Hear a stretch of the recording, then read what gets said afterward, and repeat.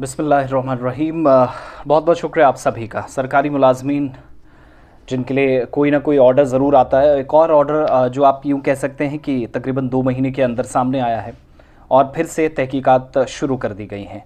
और तहकीकात उन मुलाजमीन की जो 2010 से 2023 के दरमियान यानी पिछले 13 सालों के दौरान लगे हैं। इसमें नेशनल कॉन्फ्रेंस की हुकूमत भी रही, पीडीपी भी हुकूमत का हिस्सा रही।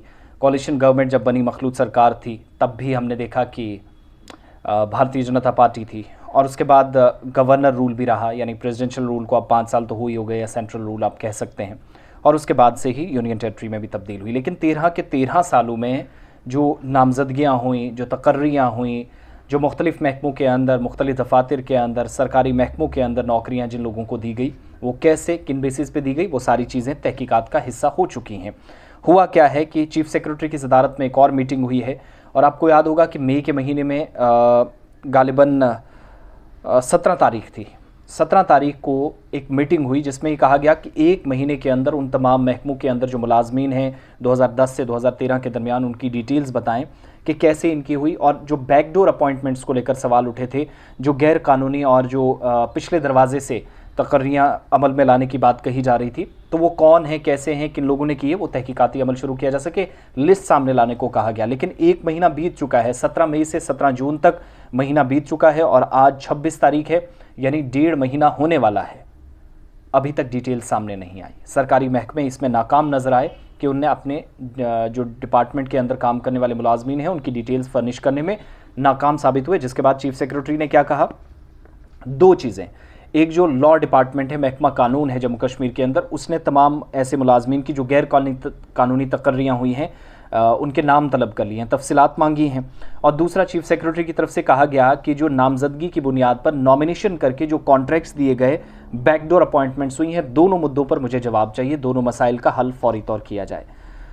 अब बहुत सारे लोग पूछेंगे कि नामजदगी की बुनियाद पर, देखिए कई लोग क्या है, कई लोगों को कॉन्ट्रैक्ट्स या सरकारी महकमों ने जो तरक्याती मंसूबे अंजाम दिए हैं, जो कामकाज किया है, उसमें जिन जिन लोगों को कॉन्ट्रैक्ट्स दिए गए वो किस बेस पे मिले, क्या वो उसके अहल थे। जैसे आज बिड होती है, टेंडरिंग होती है, बिड में क्या होता है, नीलामी में बहुत सारे ठेकेदार आते हैं, जो ज़्यादा पैसा देता है सरकार उसको दे देती है। तो क्या इसी तरीके से कहीं पहले तो नहीं सिस्टम चला? और जो बदनवानी की, रिश्वत की, करप्शन की बात हो रही थी, भ्रष्टाचार की बात हो रही थी, क्या ये मामलात कहीं पेश तो नहीं आए जिसकी वजह से चुनिंदा अफराद को ये कॉन्ट्रैक्ट्स दिए जाते रहे? किस बेस पे दिए गए? कुछ काम कंप्लीट हुए, कुछ नहीं हुए, कुछ पे पैसा ज़्यादा खर्च हुआ, काम कम हुआ, कुछ आधे अधूरे छोड़ दिए गए। उन सारी चीज़ों की डिटेल्स जो हैं वो इंतज़ामिया तैयार कर रही है। अब कॉन्ट्रैक्ट्स जो नामजदगी की बुनियाद पर नॉमिनेशन की गई, यानी अगर अब्दुल, अहमद, अकबर, राजेश, रैना, ये सारे 5-6 नाम आप रख लीजिए, तो 5 में से 3 नाम चुन गए कि 3 को कॉन्ट्रैक्ट मिलेगा, 2 का नहीं। लेकिन उन 3 को किस बेस पर, अहलियत क्या थी उनकी, were they capable to do these things, क्या उनके पास किसी किस्म की ऐसी लवाजमात थी जिस पर हुकूमत ने कहा कि तरजीहात में आपको दिया जाएगा? That is the main reason, number 1।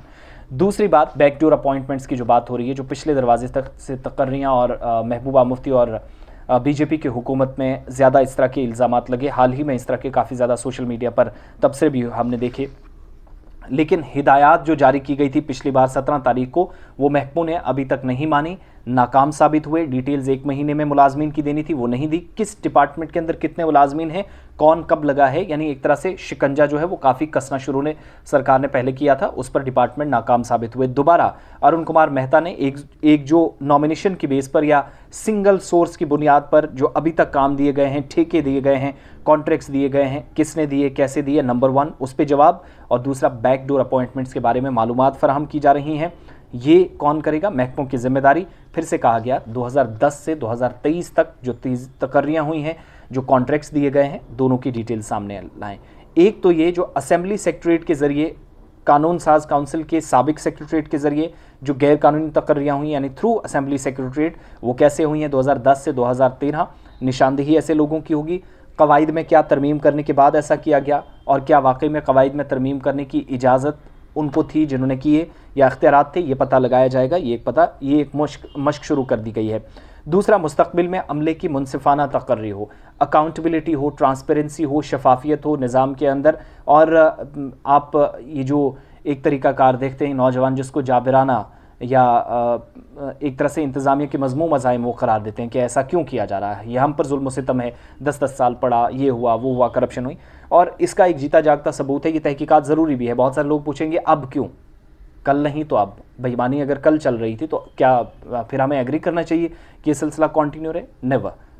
इसमें जितनी भी जो SSRB के रिक्रूटमेंट है, जो CBI के पास मामले गए, रिपोर्ट्स नहीं आई, बहुत सारे नौजवान सड़कों पर हैं, उस पर भी गौर करने के साथ जो काली भेड़ें हैं उनको सामने आना, उनका आना बहुत ज़रूरी है।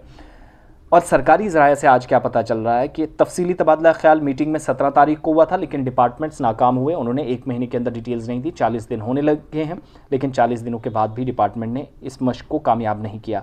तमाम जो मुआहदे हुए हैं उनकी फहरिस्त तैयार की जाएगी, डिटेल तैयार होगी, और 2010 से 2023 की तकर्रियाँ और ठेके कैसे किस बुनियाद पर जो तामीराती हैं, क्या वो सिंगल सोर्स या नॉमिनेशन के बेस पर दिए गए हैं, इसका पता लगाकर कार्रवाई होगी।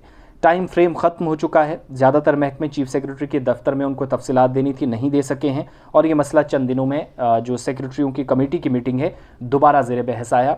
कुछ दिन पहले फिर से मामला, और इस महीने के दौरान दूसरा। साथ ही ज़राए ये भी बताते हैं कि चीफ सेक्रेटरी ने तमाम महकमों को दोबारा हिदायत दी है कि वो मुंतज़िर हैं, तेज़ी से मालूमात दी जाएँ, और बड़ी तादाद में ठेके नामजदगी की बुनियाद पर या सिंगल सोर्स की बुनियाद पर और साबिका रियासत के अंदर जम्मू कश्मीर में रहनुमा खतूत पर अमल दरामद किए गाइडलाइंस पर, या जो रहनुमा खतूत थे उन पर अमल दरामद किए बगैर जो जिस तरीके से ठेके दिए गए, that is not enough. So finally action होने जा रहा है।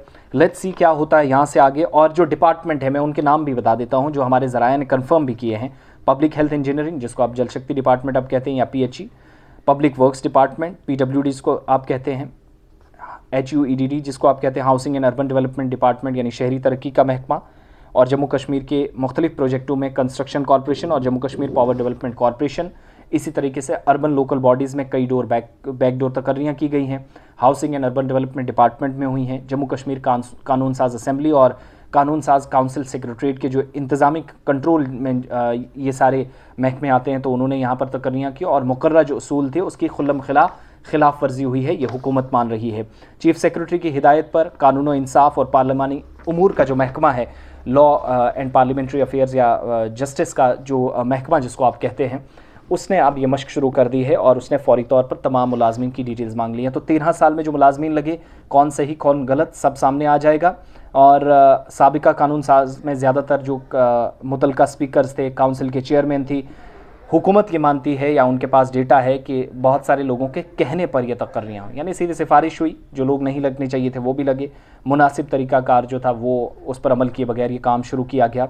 और बिलाशुबा स्पीकर और चेयरमैन कवायद के मुताबिक जो तकर्रियाँ कर सकते थे, करनी चाहिए थी, वो नहीं की। लेकिन आइन की जो दफ़ात हैं, तमाम उम्मीदवारों को तकर्री का मौका देने के लिए शफाफ तरीक़ाकार के अमल की ज़रूरत है।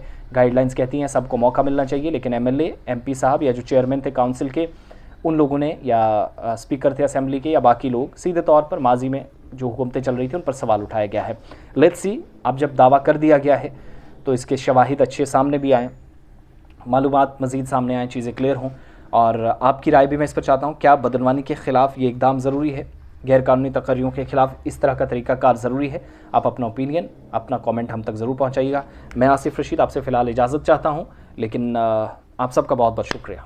अपनी दुआओं का हिस्सा हम सबको ज़रूर बनाइएगा, और मुलाजमीन तैयार हो जाए। पिछले 13 सालों में उनकी तफसीलात डिपार्टमेंट खंगाल रहा है, कौन कैसे लगा, सिफारिश पे कौन, अहलियत किसकी थी, इलाके से अगर 4 लड़के थे, 4 में से 1 लगा, 100 नंबर वाला लग गया, 105 वाला रह गया, वो कैसे हुआ, वो सारी चीज़ें अब सामने आएंगी। तो होप्स हो कि किसी के साथ नाइंसाफ़ी ना हो, और इंतज़ामी उमूर चलाने वाले अफसरान निज़ाम में शफाफियत तो लाएँ, और इंसाफ की फरहमी का जो यकीनी का दावा होता है वो कंप्लीट हो सके। बहुत बहुत शुक्रिया।